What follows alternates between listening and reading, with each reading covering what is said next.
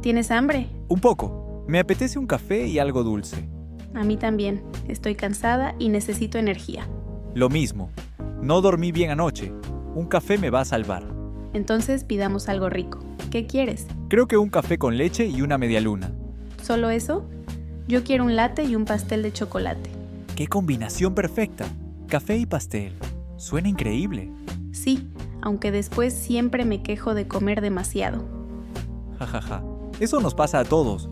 Pero un día sin dulce no cuenta. Totalmente. Además, el pastel de aquí es el mejor de la ciudad. ¿Ah, sí? Nunca lo he probado. Te va a encantar. Tiene mucho chocolate y un toque de avellanas. Uf, me convenciste. Voy a cambiar mi medialuna por el pastel. Lo sabía. Siempre terminas copiándome. No te copio, solo confío en tu buen gusto. Gracias, jajaja. Oye, ¿vienes mucho a este café? De vez en cuando. Me gusta porque es tranquilo y la música es buena. Sí, el ambiente es súper relajado, perfecto para charlar. Y para desconectarse un rato del trabajo. Justo eso. Esta semana fue una locura. Cuéntame, ¿qué tal en la oficina?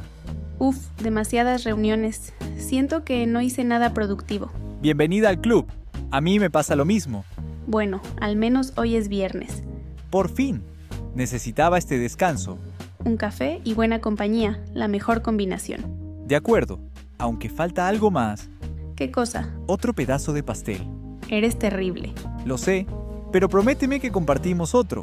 Está bien, pero la próxima invitas tú.